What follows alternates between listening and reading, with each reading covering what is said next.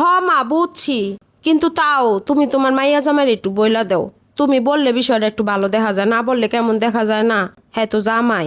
এখানে আলাদা করে বলার কি আছে? এটা কেমন কথা কও মা? শত হলো তো তোমার মাইয়া জামাই লাগে, পরের পোলা। তুমি না কইলে জিনিসটা কি ভালো দেখা যায় কও?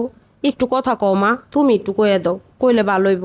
এই নাও মা, তোমার সাথে কথা বলবো, ধরো। আসসালামু আলাইকুম মা, ভালো আছেন? হ্যাঁ শোনো, তোমরা পরশু আইসো, এখন একটু কাজ আছে তো পরে কথা কমু। কলটা কাইটা দিছে, ব্যস্ত আছে বলছে। দেখি দাও তো, আমি কথা বলি। কি রে মা, আবার কল দিছিস কেন? শোনো মা, তোমার আত্মীয় স্বজন যা আছে তাদেরকে নিয়ে তোমাকে অনুষ্ঠান তোমরাই করো। আমরা তোমাকে এই অনুষ্ঠানে আসতে পারবো না, ঠিক আছে? তোমাদের অনুষ্ঠান তোমরাই করো, তোমরা নিজেরাই ভালো থাকো।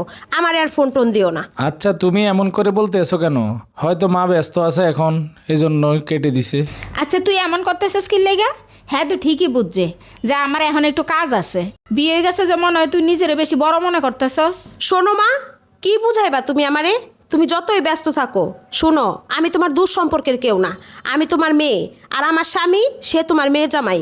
তোমার অবশ্যই উচিত ছিল আমাদের বাড়িতে আইসা আমাদের দাওয়াত দেওয়া, কিন্তু তুমি কি করলা? ফোনে দাওয়াত দিলা, তাও মানলাম। কিন্তু ফোনে তুমি আমার স্বামীরে তো জিজ্ঞেস করতে পারতা, কেমন আছো বাবা, বাসয় বিষয় জানি না শুন না। তারপরে তুমি আমার স্বামীরে ভালোভাবে ভদ্রভাবে সুন্দরভাবে দাওয়াতটা দিতে পারতা। তুমি কিভাবে আমার স্বামীর সাথে কথা বলছো?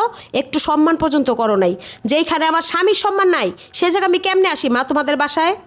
বিয়ে হইয়া বড় হয়েছি কিনা জানি না মা, তবে এইটুকু জানি, একটা মেয়ের বাবার বাড়িতে যদি তার স্বামীর সম্মান না থাকে, সেই মেয়েরও কোনো সম্মান থাকে না।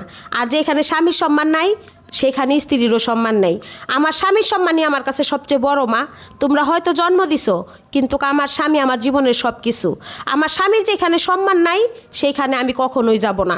যেদিন আমার স্বামীরে তোমরা যোগ্য সম্মান দিতে পারবা মেয়ে জামাই, তারপরে আমি সেদিন তোমার বাসায় যাব। তার আগে মেয়ে বইলেও তুমি পরিচয় দিও না, আর আমিও তোমাদের বাড়িতে আর যাব না। আচ্ছা, মায়ের সাথে তুমি শুধু শুধু রাগারাগি করতে গেলা কেন? ইনকাম কমে গেলে আর টাকা পয়সা কম থাকলে এমনই হয়। শোনো, তুমি আমারে কি বুঝাইবা? তোমার ইনকাম কম সেটা তো আমি জানি, তোমার ইনকাম কত টাকা সেটাও আমি জানি, কিন্তু কথা তো সেইটা না। তুমি তোমার শ্বশুর বাড়িতে কতটুকু সম্মান পাও, আমার বাবা মা তোমারে কতটুকু সম্মান দেয় আর কতটুকু অসম্মান করে, সেটাকে আমি নিজের চোখে দেখি না? আজকে তোমার টাকা কম বইলা আমার বাবা মা তোমারে যখন তখন এইরকম অবহেলা করব, আর আমি এটা সহ্য করবো? আমি তোমার স্ত্রী, আমি তোমারে ভালোবাসি। আমার স্বামীর ইনকাম কম দেখে আমার স্বামীরে যারা অসম্মান করব, তাদের বাড়িতে আমি যাব, তাদের সাথে আমি আবার সম্পর্ক রাখবো? কখনোই না। আমার স্বামীরে যদি তারা যোগ্য সম্মান নাই দিতে পারে, তাহলে আমি সেই বাড়িতে কখনোই যাব না। আমার স্বামীর যেখানে যোগ্য সম্মান, শুধু তারা না, পৃথিবীর যে কেউ হোক, আমার স্বামীরে যদি যোগ্য সম্মান না দেয়, আমি তার সাথে কখনোই সম্পর্ক রাখবো না।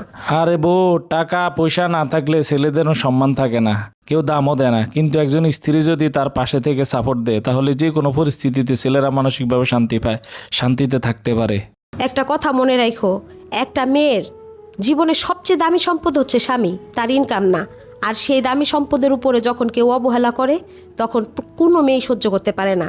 ঠিক তেমনি আমি তোমার অসম্মান, তোমার অবহেলা কখনোই মেনে নিতে পারবো না। এমন বাবা মা, এমন ফ্যামিলি আমি কখনোই চাই না যেখানে আমার স্বামীর সম্মান নেই।